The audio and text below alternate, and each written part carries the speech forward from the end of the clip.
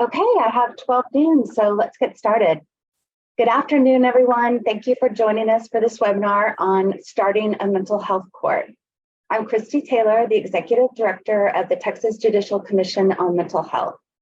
For those of you who are new to our organization, we were formed in 2018 by the two high courts, the Texas Supreme Court and the Texas Court of Criminal Appeals.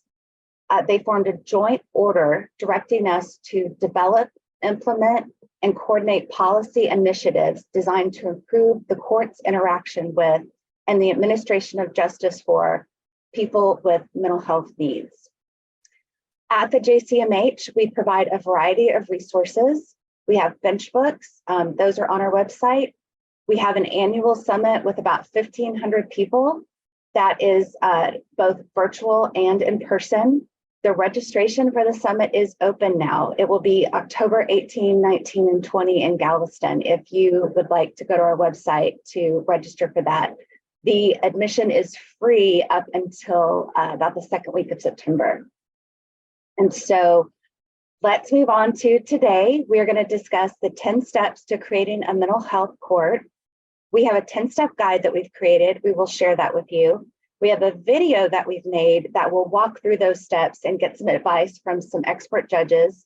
And then on this webinar today, we'll have a live Q&A where you can talk to our resident expert, Judge Brent Carr. So we ask that if you have questions that you drop them into the Q&A feature. And if you're having any issues with that, Rose McBride, our communications manager, has put or will put her email into the chat. So she's a great person to contact if you need help. Okay, so let's meet our expert. I'd like to introduce Judge Brent Carr. He'll be leading the webinar today. He is a retired presiding judge in Tarrant County Criminal Court number 9. He has started many specialty courts. About 20 years ago, he tried to fulfill a need of people with mental health needs that were defendants in his court. So he established in 2003 the Tarrant County Mental Health Court. He subsequently established a Veterans Treatment Court in 2010 and a Tarrant County RISE program in 2011 for women on felony probation who are also survivors of human trafficking. So with these programs, he's had over 1,000 graduates. He has significantly improved their lives, and it's wonderful when we get to hear from them. We'll hear from a couple of them today. So Judge Carr has been a commissioner with us since 2018, and he recently has become a jurist in residence. So he will be on staff with us for ongoing connections with you all to provide mentoring and provide the kind of advice that you need when you're starting something new like this. So Judge Carr. Thank you, Christy. The first thing I want to say is that this is a journey. You can really get a lot of self-satisfaction out of it, and one of the themes I want to start with, before I'd like to present a few prepared remarks, is that when I started my mental health program, there were drug courts, a lot of similar issues. But there really wasn't a mental health court model, and now has been a lot of research and study directed directly to these programs. But always reach out a hand, and I always like to encourage everyone to use the case model. And I know all of you lawyers out there are saying, "Oh, well, this must be legal stuff." Well, no, it's an acronym, and it stands for copy and steal everything. So we have a great series of forms and documents that are there for your disposal. Certainly anything at the Tarrant County Mental Health Court program is there for your disposal, and we were happy to share as we perpetuate and expand these particular types of programs. Well, mental health courts are a special type of program. They're actually an attempt to create a new normal where a person is affected by many things, including mental health issues. It if you've studied this at all, you're just amazed by the figures that about 60% of people, now that doesn't mean they can't function, and I'm not talking about insanity, but they are affected by a diagnosable mental illness. And one of the ways where we have got to meet them at their own level is by creating a structured program that uses assessing, individual treatment plans, and judicial monitoring in order to ensure that these people are making some progress and changing their behavior so that they can live better, more productive lives, reunite with families, and as you'll see from one of our participants in a moment, the impact that it has had on her. If you check either the Office of Court Administration or the Specialty Court Research Center at Sam Houston State University, you'll see that throughout Texas, currently there's about 250 specialty court programs, but there are only about 25 counties with a specialty court program that is primarily focused on mental health. And there are a few of these counties, not my own county, but a couple of these counties even have more than one mental health program. They may have one for issues involving parents with children. They may have juvenile programs, and they may have an adult program. But in any other area where you have such a large market share, you would think that you would devote a lot of attention and resources to having an impact with this group of people. But we certainly have some room for growth, and that is a big reason for why this commission was established, in order to be a launching point for many of these types of programs.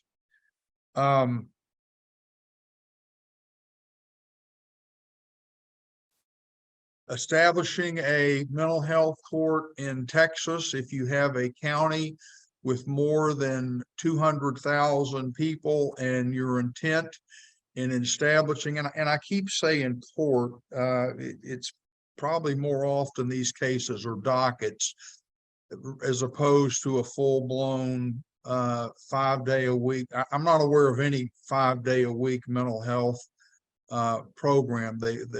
They are truly, as you're going to see one of our judges indicate, she talks about them being more of a docket than they are as a court.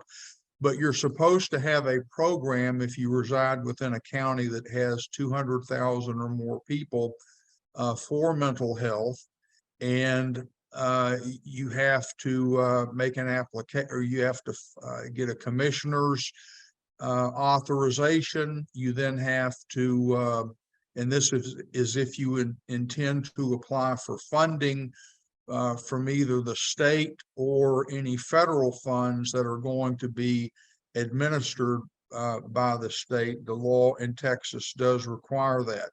One of the best pieces, and I've certainly attended many conferences, reviewed a lot of literature, one of the best tools that I have seen anywhere is our 10-step guide. It's an interactive guide that is chock full of links that connect you with more information on the various components or essential elements of a mental health court. It's basically hover and click, and it'll take you to some of the latest research and ideas for moving your process along. We also have technical assistance where we will come and help with mapping, to figure out what you may have in your county, and you'd be surprised. I mean, I've heard so many people say that they don't have a resource for this or that, and often that's true. But I'll kind of wrap it up before we get to the video by saying that one of my favorite places to go is when we have a like a community meeting somewhere on a mental health topic, and we're doing the introductions.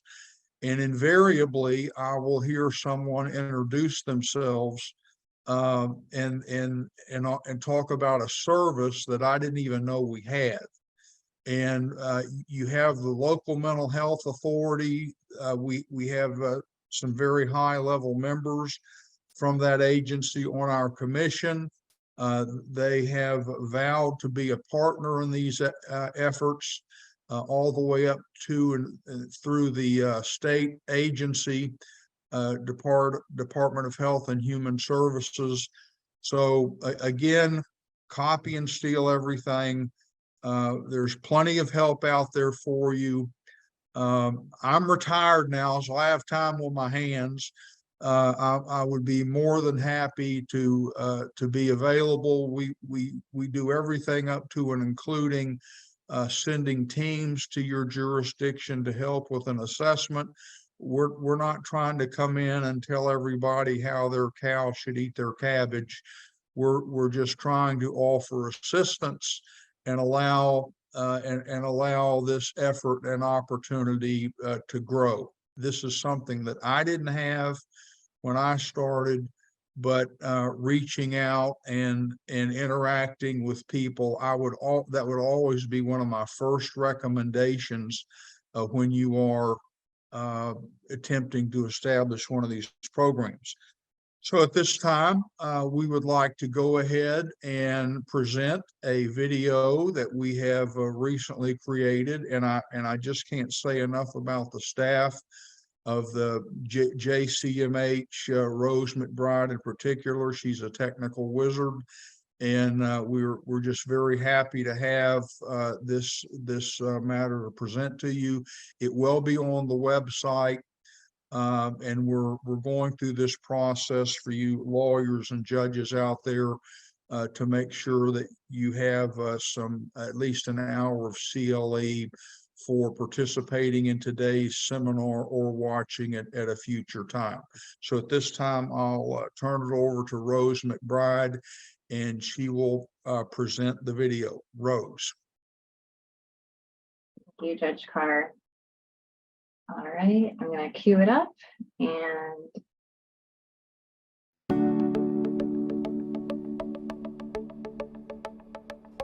hello, and thank you for joining this course on Texas mental health courts, put on by the Texas Judicial Commission on Mental Health. I'm Christy Taylor, the Executive Director of the JCMH. Our commission was formed by the two highest courts in a joint effort to engage and empower court systems through collaboration, education, and leadership, thereby helping improve the lives of individuals with mental health needs, substance use disorders, or intellectual and developmental disabilities. Today, we are talking about how to create a mental health court. JCMH has created a 10-step guide that is available on our website and attached to this video. The first step in starting a mental health court is understanding the concept. What is a mental health court? A mental health court is a program used to connect people to appropriate treatment, community resources, and judicial monitoring that will address the underlying issues. You might see a mental health court in a family law setting, a criminal, or a civil court. These programs vary in their goals, their target participants, program conditions, and can address mental health challenges in criminal courts either pre or post adjudication. The Texas Government Code sets out the essential characteristics of a mental health court. You are going to look for the integration of treatment into cases, the use of a non-adversarial approach, early identification and prompt placement of participants, access to services, ongoing judicial interaction with participants, diversion of the defendants away from the justice system, evaluation of program goals and effectiveness, continuing interdisciplinary education, and development of partnerships with public agencies and community organizations. Mental health courts should be just one part of a broader effort to improve our response to people with mental health needs. We encourage every community to look further upstream and to drive their interventions as early as possible to keep people from moving further into the justice system. For the people who are already in the justice system, mental health courts have been a wonderful intervention. They've provided the structure and services for life-changing experiences.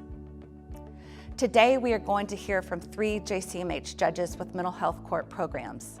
Let's learn about how these programs were started. My name is Brent Carr. I'm the founding judicial officer of the Tarrant County Mental Health Diversion Program. The local mental health association invited certain members of the judiciary to a free luncheon. We went to their presentation. It was put on by a prosecutor, a defense attorney, the judge of the program, and the program manager.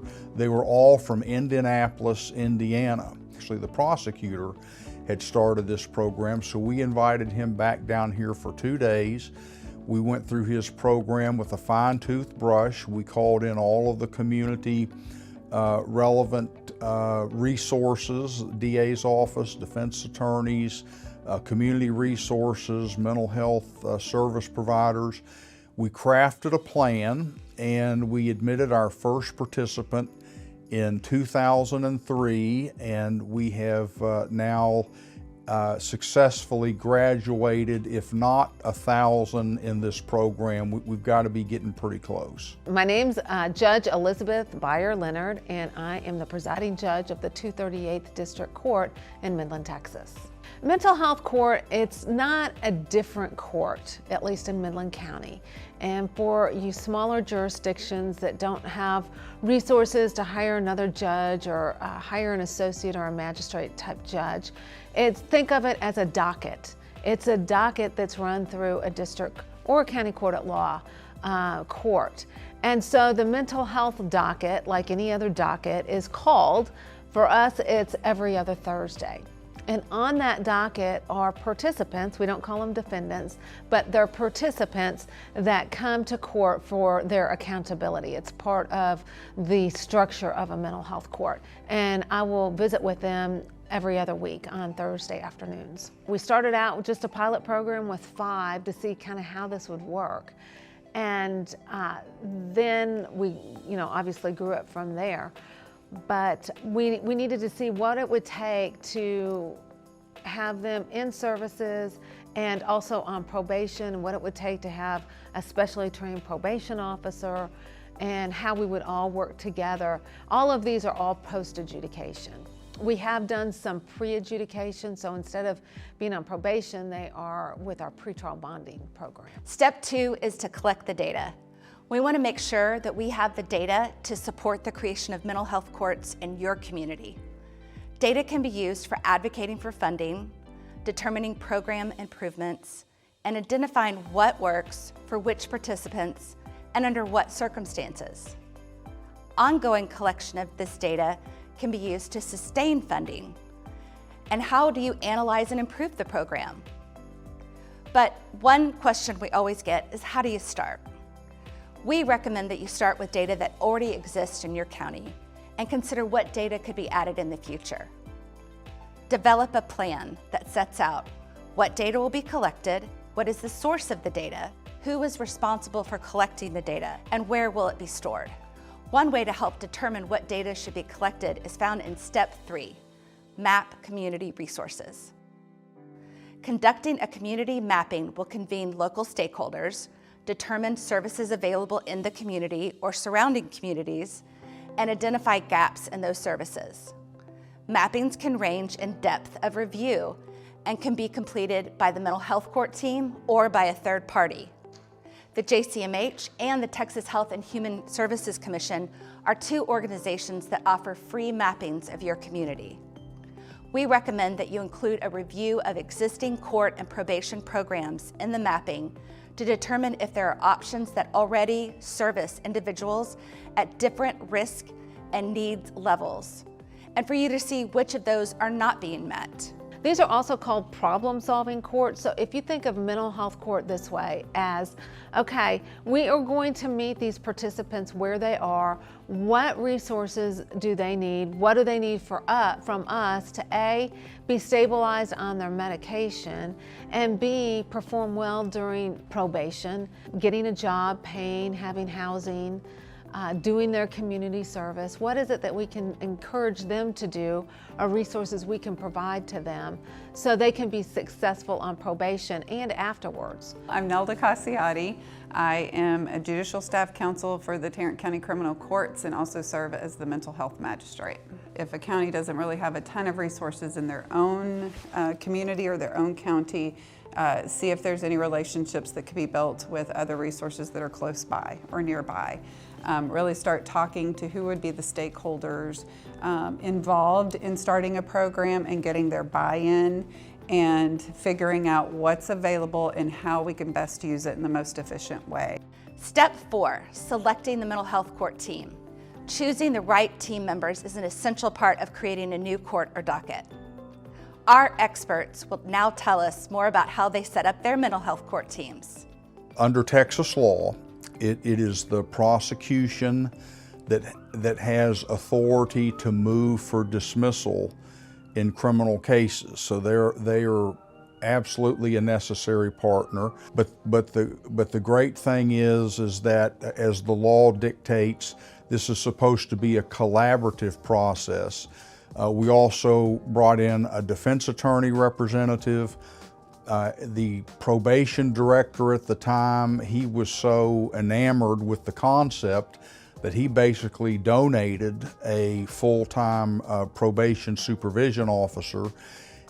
We also have our local mental health authority that provides resources pretty broad in nature. You will have a program manager, somebody who's like Rain, who's overseeing the program. He's also doing the interviews of the potential participants in the program to determine what their needs are going to be and determine if they would be a good candidate for the program.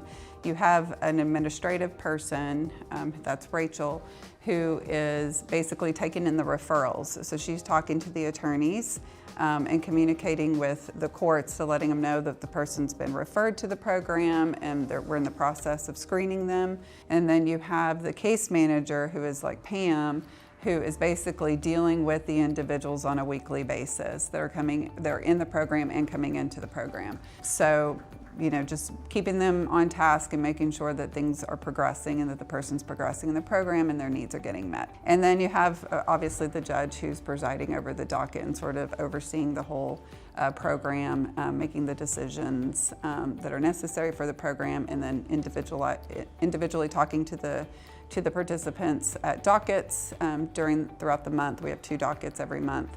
And then also, obviously, dealing with any violations of the program or any issues that may arise. A bare minimum is you need to have at least part-time from the local mental health authority, so they're following up, and at least a part-time probation officer at a minimum.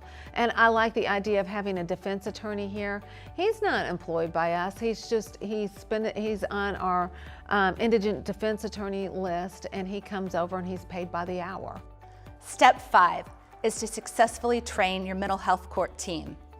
We recommend that you seek training, mentoring, and technical assistance when creating a new program. Read written resources, schedule time to watch webinars online, and make sure to observe other established treatment courts. Judges should determine what initial training should be completed by the mental health court team, and then what ongoing training will be necessary. Also, consider what training should be developed or implemented for your local treatment professionals to ensure that you have a successful mental health court team. The JCMH offers training, technical assistance, peer connections, and our annual summit has training on specific topics and opportunities to connect you with other courts who are in your same place. Other sources of training include the Texas Association of Specialty Courts and the National Association of Drug Court Professionals. Both organizations have annual trainings that will offer valuable insight and networking. Step 6 is to identify eligible participants. Because mental health courts are specialized interventions, they can serve only a portion of the defendants with mental illness. So careful attention should be paid to determining their target audiences. Best practices developed from national research advise that courts should set their eligibility criteria to focus on defendants at the high risk of reoffending. Participants with a moderate to high risk of recidivism have the most potential to benefit from mental health courts. However, many community stakeholders have to agree to these eligibility requirements, including the district attorney. So many judges find themselves in a position where they will need to create programs that allow both misdemeanor and felony participants to meet their community standards. The mental health court takes on several different duties or responsibilities depending upon the type of program. So in Texas, we have both what we call pre-adjudication mental health programs. So someone may have been arrested, had charges filed against them. They tend to be less serious in nature. If they complete the program, the goal is the case is dismissed. They're eligible to pursue an expunction. If you turn up the heat a little bit and you're dealing with some mentally ill offenders that have some more significant charges or some more significant matters about their case that must be dealt with, because at the end of the day, not everybody goes to prison, and we have to basically attempt rehabilitation with some of these people as well. So this would be a post-adjudication court where the individual participant would probably be on some form of probation with conditions to comply with mental health program rules. When you have a mental health program, this might sound like a little bit of an odd statement, but sometimes people are too sick to be in the program, and there's nothing that we can do within the limits of our program that will be of a help to these people. So we had to learn who were the appropriate people to take. I would say our program is probably about 2/3 misdemeanor, 1/3 felony. Well, there are certain minimal requirements. Obviously, a person has to have a mental illness or an intellectual disability or developmental disability to be in the program. And then really the review process happens at the level with the district attorney's office, as well as with the staff that works with the mental health diversion program. So the program manager and the caseworker over the program also, review all of the records and interview the person and make a determination as to whether they would be a good fit or a good candidate for the program. You have somebody on probation, they have a diagnosis of bipolar schizophrenia or major depressive order. Well, you want to make sure that they're in mental health treatment. So you can say, okay, let's go over to the mental health authority and let's get you screened. They'll give you a letter as to whether or not you have one of those diagnoses, and then if you do, they'll give you an appointment to see a doctor so you can get your medication. Those are the people that you need to identify. And then if they're also on probation, since ours is post-adjudication and also on probation. So who fits in both of those categories? We don't automatically disqualify anyone. So we kind of take the big picture approach, and then we make individual decisions. Step 7 is plan the program. What do you want your program to look like? How will participants move through the program? And what is considered a success? When developing a plan, you might consider these things. Treatment plans. Are they highly individualized and adaptable to change during the program? Do they address the criminogenic needs with an array of services? How will you ensure adherence to the program? Will you use sanctions, incentives? What does successful program completion look like? What does unsuccessful completion look like? You might need to determine the agreed upon plea arrangement or any other alternative outcome if a participant fails to complete the program. There's a process. The commissioners, if you're going to do a statutory program, the commissioners have to do a resolution. So once they pass it and a program is created And now the law requires counties of a certain size to have a mental health program. We would turn to our local mental health authority primarily to say, okay, well, this is the diagnosis. What is the best way to deal with this? So we would work with them, and we would work out a treatment plan for each individual based upon whatever their particular needs were. We have 3 phases of the program. So there's phase 1, phase 2, and phase 3. Phase 1 is just really entry into the program, getting people sort of used to the program and what the requirements of the program are, getting them referrals for the different needs that they may have, like counseling or maybe a provider for medications, things like that, and just kind of getting them acclimated to the program. Phase 2 is really where a lot more of the work happens for the person. They really get into their counseling. Maybe they have substance use issues, so they really get into that treatment and so forth. And then phase 3 is sort of the home stretch. You know, we're doing really well. We're really pretty stable in our treatment, and we're working towards other things like perhaps, you know, a GED, a job, housing, things like that. And then, so that's kind of where we get to the point to where we're ready to start determining when they should be graduating from the program.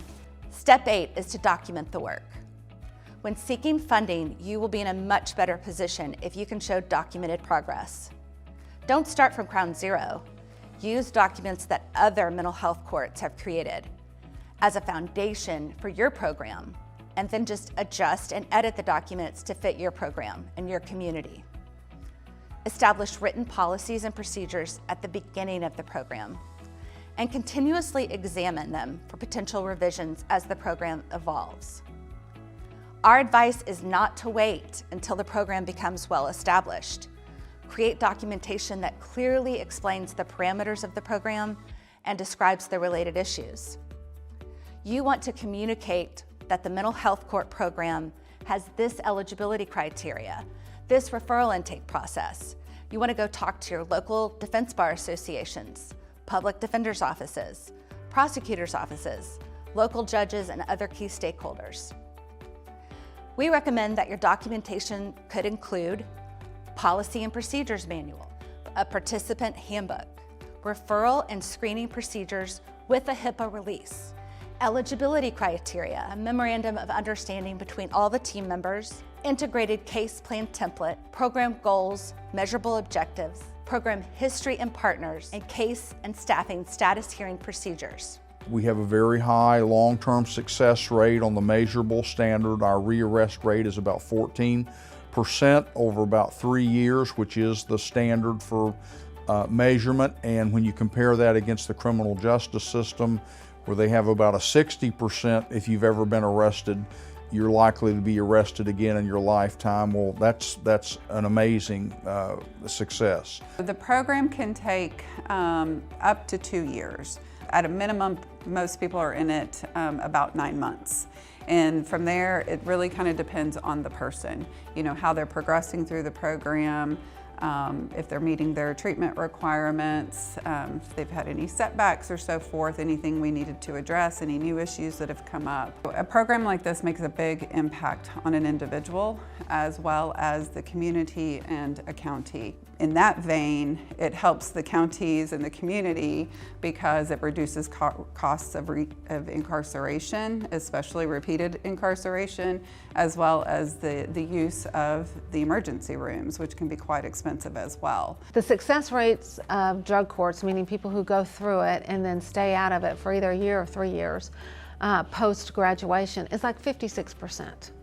So don't get discouraged when you have 40 people who are not graduating or they're reoffending, because that's kind of national average. So if you get to 60%, that's good. That would be something to say, hey, we have a win. Step 9 is find funding. Finding funding is one of those questions that we get asked a lot at JCMH.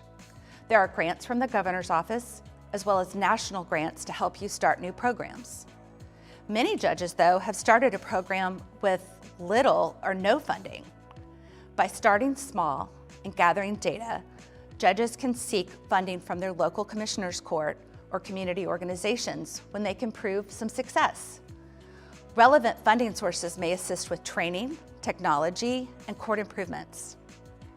The Government Code also provides authority for county commissioners to establish a mental health court program that permits the program to charge the participants the cost of the treatment and services during the program if those participants are able to do so.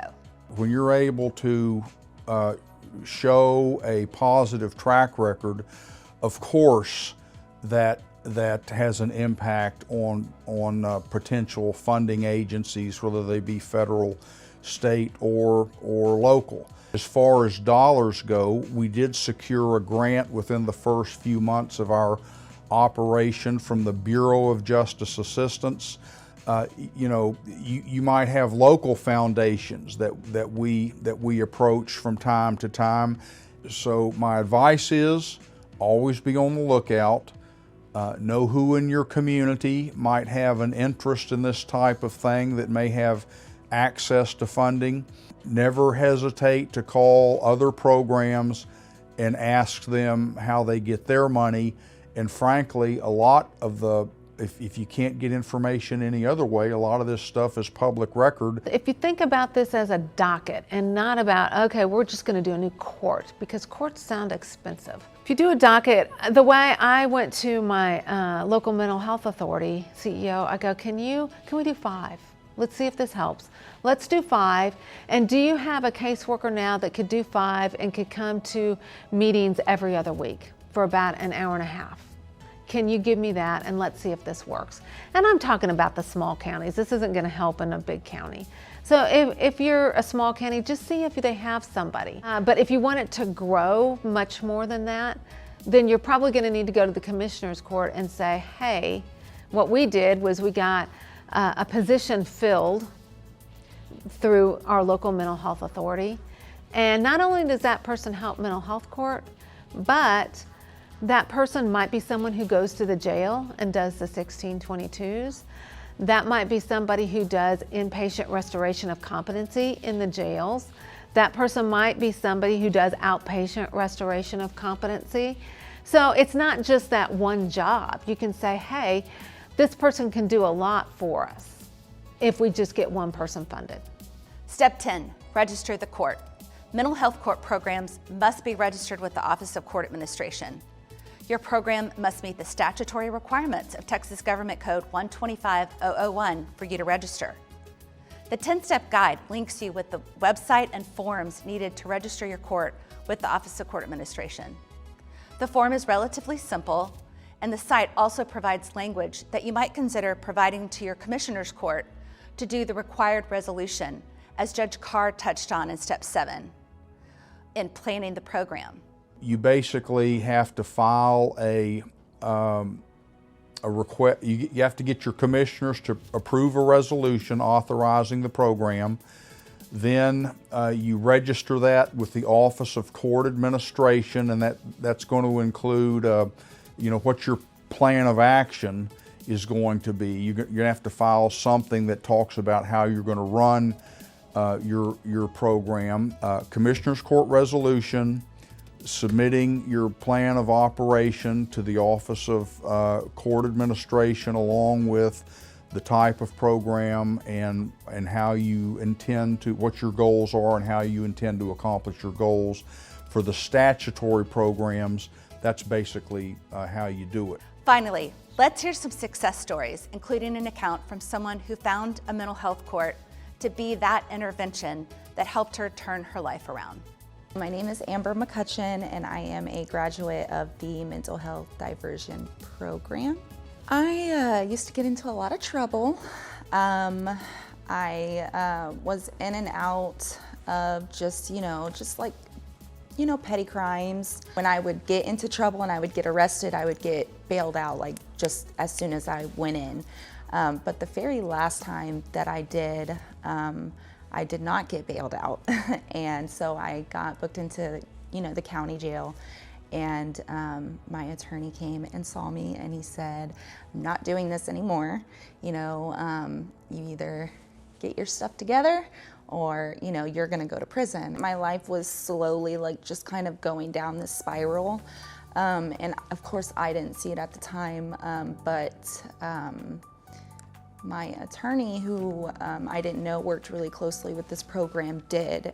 It was really exciting just to think about where I started. I mean, I started pretty much homeless in a jail cell, going through serious withdrawals, knowing that I needed a change, but like kind of one foot in the door, one foot not, you know, out of the door. They were just very supportive.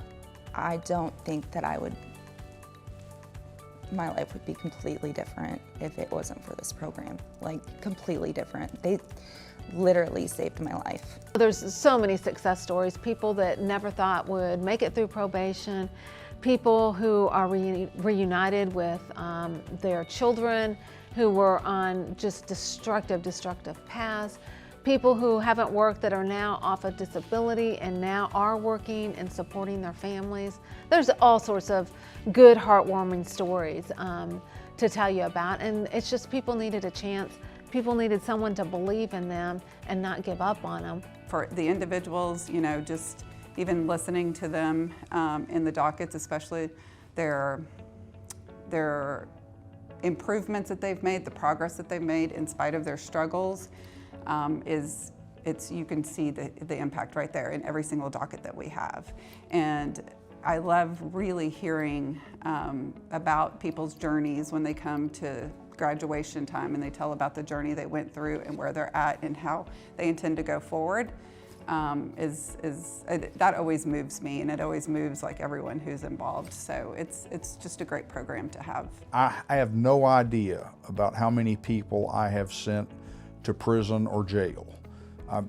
The count, I wouldn't even know where to begin guessing.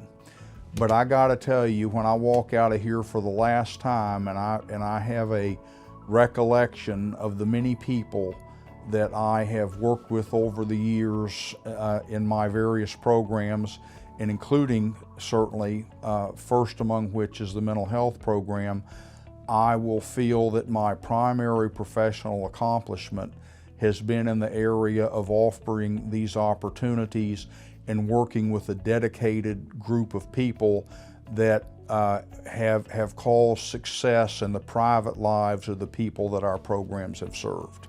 Thank you for your time and interest in mental health courts. We can't wait to see what you create in your community. Okay, well, thank you for hanging in there with us. We had some technical difficulties at the beginning, but we got those sorted. And so we'd like to take the remaining time to answer some of these great questions that have come in. Let's see, one question I'll start with that came in was, what is the difference between a mental health court and an assisted outpatient treatment court? And there are some similarities, there is some overlap, but if you'll think of the AOT court as being before there have been any charges, or hopefully never any charges, typically that it's in a civil court. So this would be your judge with a probate jurisdiction, either, you know, bigger cities, it'll be a statutory probate judge, or it might be whatever judge that your county has decided is going to handle the probate cases. They will work with folks who have been treatment resistant to bring in that black robe effect and bring in those community-based treatment services under the auspices of the civil court.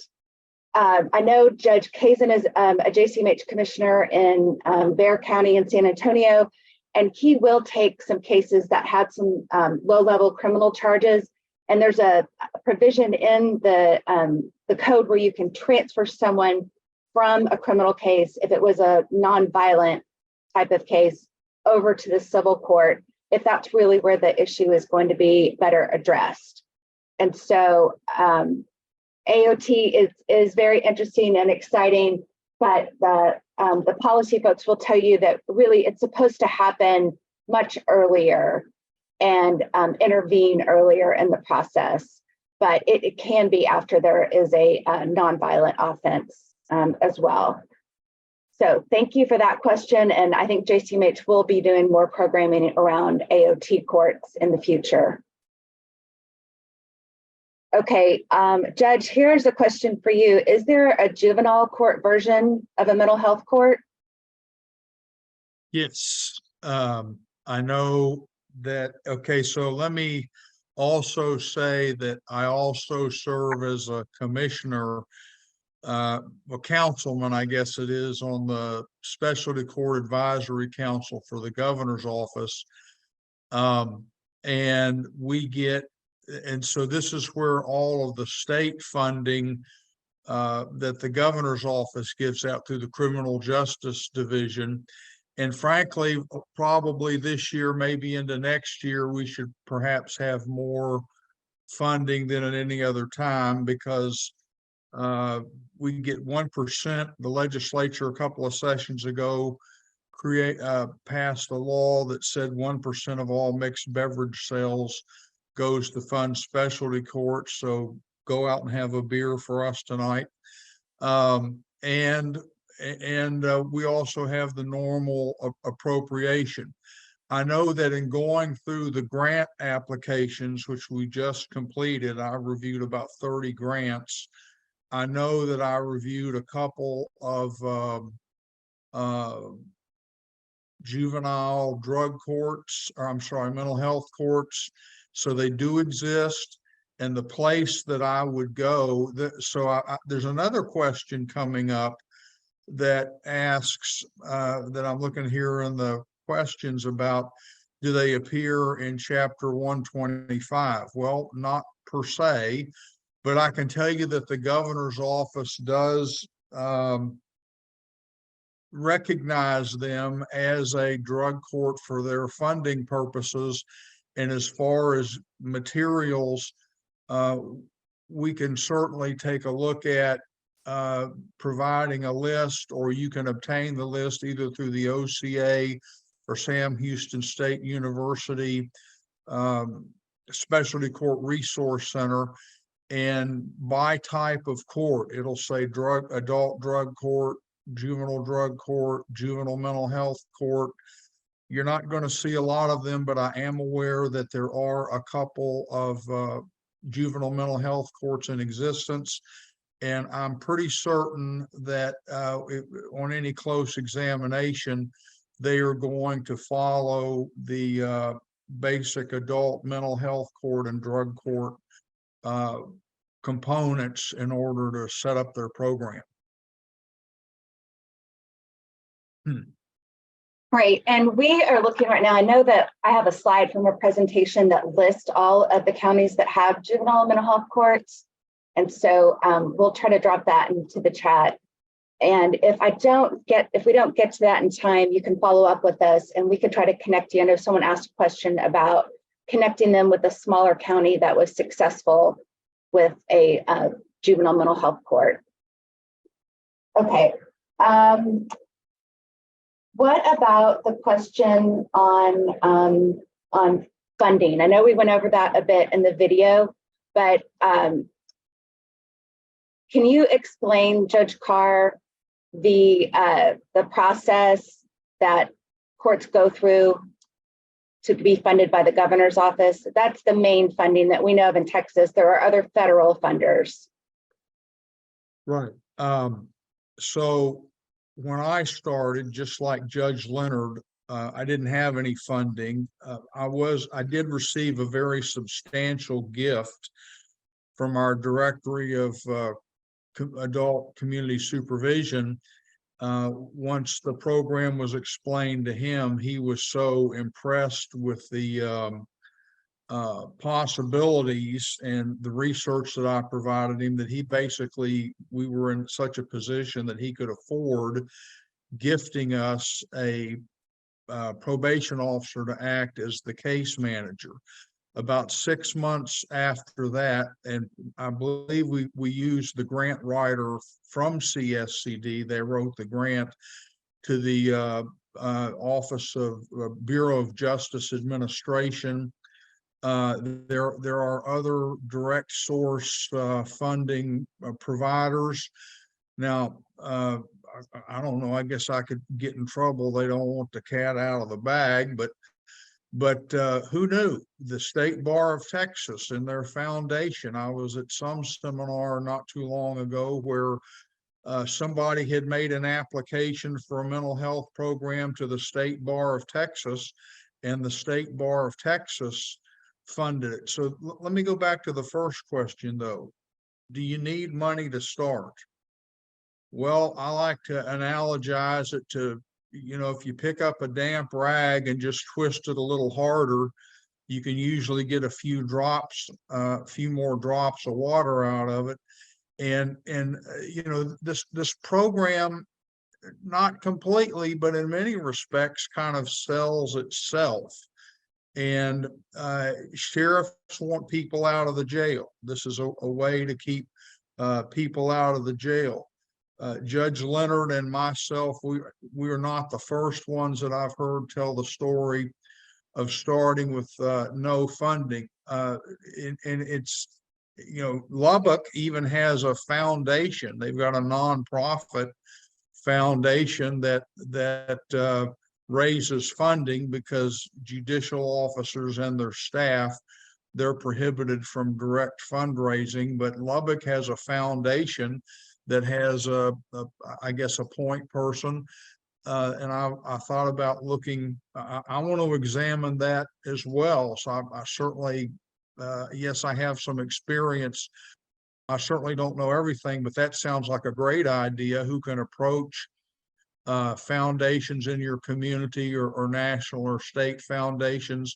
So the Texas governor's office is very broad in its interpretation.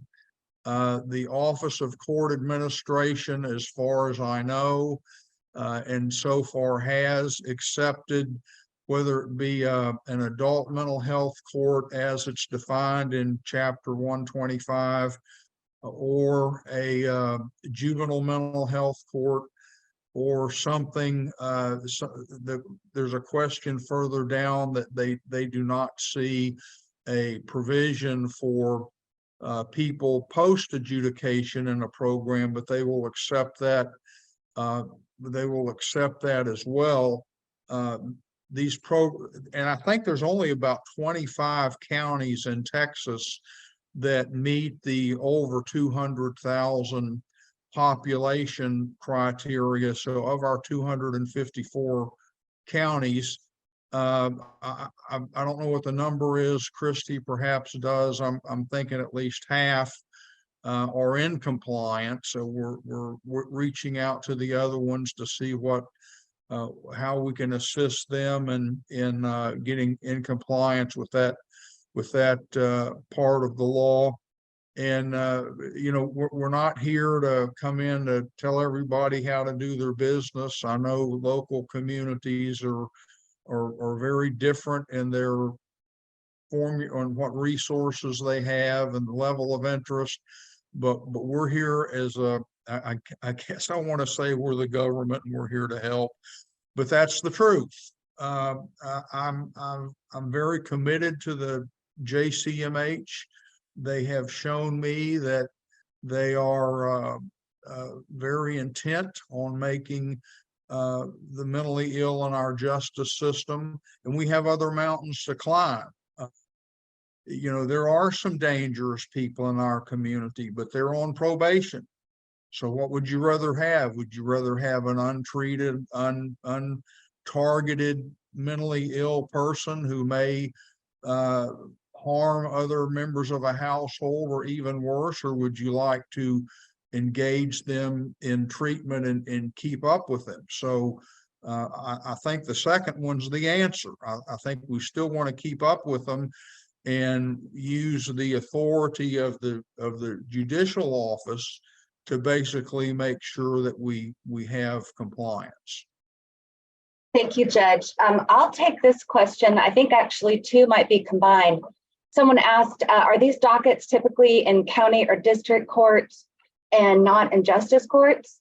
And then a county judge asked if it was reasonable to start off with misdemeanors and add felonies later. And I would say that, and I want to hear what you have to say, Judge, but I would add that we want really every court to be a mental health court. If you can take away some principles of trauma-informed care and of trying to connect people with treatment and being responsive to their needs, that I think a justice court would be wonderful at that. If you're going to pour a lot of resources into a court, it's advisable from the policy point of view to make the more serious offenses the focus. Because if someone, it's their first offense and it's a really, a small thing that's a Class C, maybe they don't need as big of a resource as a mental health court. Maybe that's something that could be worked out in a community court that's very similar to a mental health court, but same principles. But the policy folks will tell you, try to take the more serious offenses because it's a big resource. And if we're going to put money into it and a lot of effort and judge time into it, try to take the more serious offenses. But Judge will speak to this, you have to work within your community. And so if your community is not comfortable with that and your DA is not going to agree to having felonies in your court, it may be the right move to start with misdemeanors and try to work up from there. Judge, what would you say to that? I agree. And I've even been approached by a municipality that has been interested in starting a mental health program because, as you might imagine, particularly in any urban area, they encounter a lot of homeless people, of which some very large number of people have mental health mental health issues. So, do as much as you can. And if you build it, they will come. There's always somebody in your town who has had a family member who has had, you need to find a champion. And there's always somebody in your town of some persuasive ability that has been profoundly affected by a mentally ill person in their family, and that's a good place to start. And the assistance of your local mental health authority, and I know they've worked hard on this. Some places have great relations with their LMHAs. Other people, it sounds like two cats in a bag, and they're not on the same page all the time. But persistence is key. And it's all about relationships. You've got to bring the team to the table. You heard about picking the right team, and that's kind of what it's all about. Thank you, Judge. I think we will wrap up by answering one question that if you had to miss part of this or you want to share it with other folks in your community, that we will have this the entirety of the webinar on our website. Right now, the video is there standalone, but to receive the CLE, you would have to go back to this webinar recording that will also be on our website. So if you just want the information, you can go to the 30-minute video straight away. If you want to see this whole hour webinar, that will be on there. It will have a different CLE number because that's the way the State Bar does it. There's one for the live audience, and then there's another one for the replay. But we are going to send out that information as well as excellent resources from the Texas Association of Specialty Courts. I think Judge mentioned it, but they got a grant and they worked with a federal organization and they made a checklist of exactly explaining what you need to do to apply for the governor's grants. And they also made a video with it. It's Texas specific and it's specific to the form that you would fill out for the governor's grants. So it is an excellent resource. So we're going to send links to that as well. And then if you have any further questions, as someone just put it up, please contact us and we're happy to come into your community. We do SIM mapping. A lot of times it's a great first step for a mental health court. And then we can also connect you with other courts or with our experts on hand. Okay, thanks very much. Thank you. Bye-bye.